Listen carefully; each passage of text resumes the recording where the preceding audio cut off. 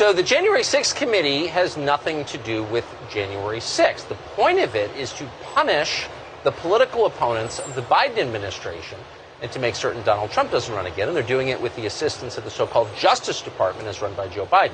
So already the committee, speaking of Stalinist overreach, has had Steve Bannon and Peter Navarro arrested, neither of whom committed any crime. They've also had the Fed search the home of a former DOJ official called Jeffrey Clark, who we spoke to last week. Then on Wednesday, the FBI showed up to seize the phone of a former Trump attorney called John Eastman.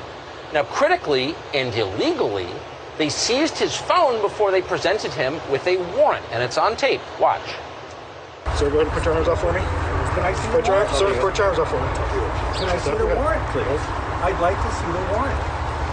I'd like to see the warrant.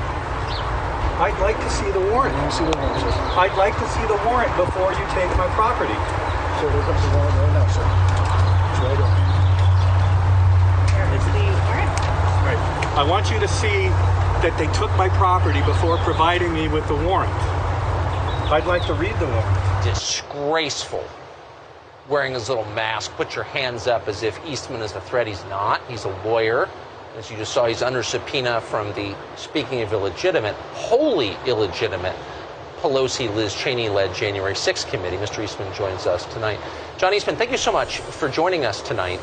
What exactly did you do wrong to be treated like a dangerous criminal by your government that you pay for? Well, we don't know because the warrant doesn't say. It authorizes them to seize my phone and all the information contained in the phone. But there's no indication of any crime that this is connected to. That's apparently in an affidavit, but the affidavit wasn't attached to the warrant. The Fourth Amendment's very clear here. When they search and seize your property, they have to give a particular description of the things to be seized. And saying it's identified in the affidavit, if they don't attach the affidavit, doesn't qualify. The courts have been very clear about that. So this warrant is invalid on its face. But more importantly, and I think this is extremely important, the authority to seize all of my information in modern smartphones, that's access to all my private financial records. I'm an attorney. It's access to all my privileged communications with nearly 100 different clients that I have currently. This stuff is what we used to call a general warrant that the British king issued to just go rummage through somebody's belongings to see if they could find evidence of some crime. The very reason we have the Fourth Amendment is to prevent that kind of abuse, and yet that's what they're doing here. And it's just another reminder to anyone who didn't vote for Joe Biden to erase your texts and emails every single day. And that is a sincere piece of advice I hope everyone follows. But they haven't charged you with a crime.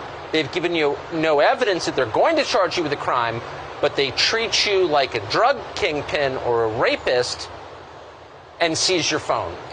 Is this legal? Well, I don't think so. And they forced me in the position. Look, as an attorney, I have ethical obligations to do everything I can to protect the privileged communications with my clients. So we will be filing a motion, it's called a Rule 41 motion, to retrieve my phone, to retrieve any information they've taken off of that phone that they have illegally seized from me. And we'll be doing that in short order. But you know what they're doing, the other thing they're doing is they're forcing those of us that, you know, don't bow the knee to the Biden administration to rack up hundreds of thousands of dollars in legal fees trying to protect our constitutional rights and those of our clients. So let me ask people, givesendgo.com/Eastman, help us fight this abuse. We've got to stand together to fight against this. So you're doing for yourself what the Republican Congress should be doing for you, which is so distressing to us. They John should, Eastman, but you know what? Godspeed. I think people have had it. Thank you very much, Tucker. I hope that's true.